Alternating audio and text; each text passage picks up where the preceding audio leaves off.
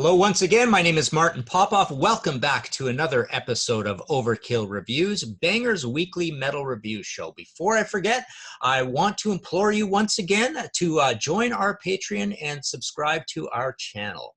This week, I am reviewing the 21st album by a bunch of UK legends. All I got is what I need. That's enough as far as I can see. Why should I walk into the great unknown when I can sit here and throw my bones?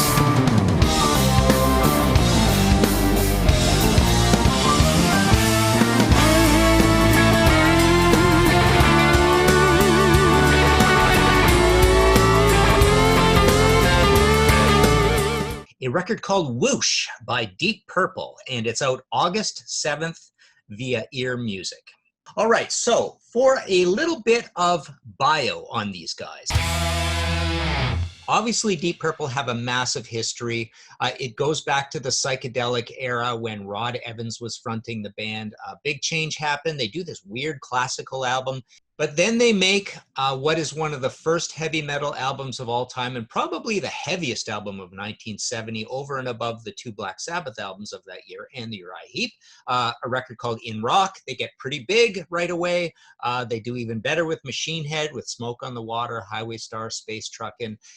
But they go through a lot of turmoil over the years. There's a lot of band lineup changes. Ian Gillan soon leaves the band, so that's kind of the end of the important Mark II era. They get Tommy Bolin in. They eventually break up, but they come back with 1984's Perfect Strangers. Then they're kind of on and off. They're still fighting. Ian Gillan's fighting Richie Blackmore. Things go well. Things don't go well. They do these reunions. There's a lot of drama. But come 1996, they get Steve Morse in the band from Dixie Dregs in Kansas. So he's an American guy. And they start the Steve Morse era, which I love these records. You know, I definitely get a lot of abuse sometimes for sticking up for the likes of Perpendicular, which is the first one, and then Abandon, which I totally love. But now they're on to their 7th record of the Steve Morse era, and we're like 24 years in. So we've had a nice, stable Deep Purple lineup for this whole time. Obviously, along the way, we did lose John Lord, the keyboardist, you know, very inventive, known for his Hammond organ work, but he was replaced by Don Airey, and life goes on.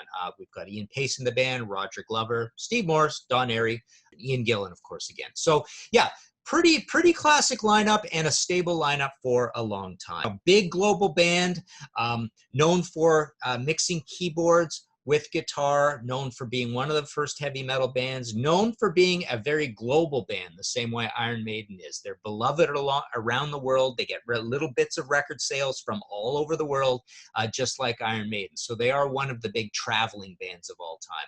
They've been called a jam band, a progressive rock band, an underground band, a hard rock band. But yeah, they're basically one of the first, you know, quote unquote heavy metal bands of all time. What are the best parts of this record? I mean, I really do like this record a lot.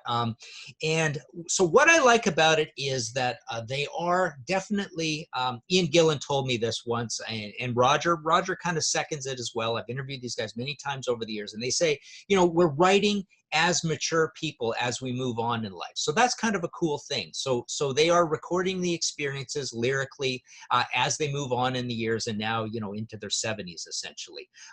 So I think the lyrics are really cool and mature. They have a lot to offer. They know what they've written in the past. They're not repeating themselves. There's some good societal stuff in here, some environmental stuff, some relationship stuff, some fun stuff.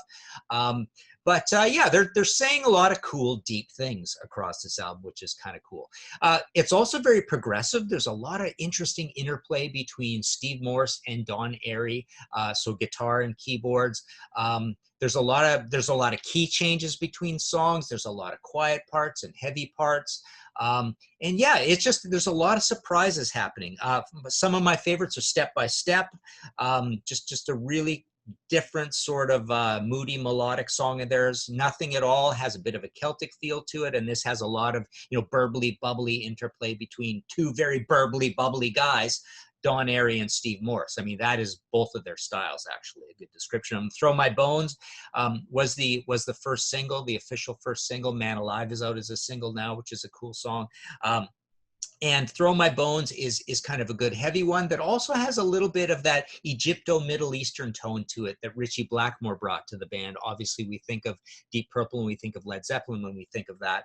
But Steve Morse is doing a fair bit of that on this album as well. So there is kind of a cool, mystical, pan-world music vibe to what's going on across this record as well. Let me look here. So, I make a lot of notes when I interview these guys just to essentially, if they hit me up on any song, I know what to say about it. So, so what did I say about Nothing at All at the time? It's in waltz time, 3/4 time, very prog, guitar, keyboard interplay, different poppy, punchy, and then parts return, cool lyrics, strong chorus. Drop the Weapon. Okay, so here's something I wanted to say about what I don't like about this record. There are a little too many of these. Okay, as I say about Drop the Weapon, funky, not great, flippant, mid-heavy, not really, bad chorus, backing vocal on it, small sounding, cool break to it. So they do this kind of circular riff funky thing quite often, this barroom rock and roll thing. And of course, Don Airey chimes in with kind of barroom piano when they do this kind of thing. And another thing I'm not crazy about, Bob Ezrin's production on this record. I mean, Bob does a lot of great things in terms of pulling apart songs. They recorded this album in Nashville. Ian told me some cool stuff. So I interviewed both Ians for this album quite a long time ago now, because the original release date was a few months earlier than it is now because of the virus. But basically, Ian told me, he would sit in his little apartment on the river and write lyrics, and he was very inspired. But Bob Ezrin, they love Bob. And what Bob does is he really moves fast, and he basically will tear apart the songs, tell them what's working, what's not working. And his production on this, kind of interesting, positives and negatives. It is very plush and expensive sounding, but it also is very sort of samey and uniform and kind of comfortable. The tempos are fairly comfortable. Ian Pace has, kind of an open hi-hat feel to what he's doing.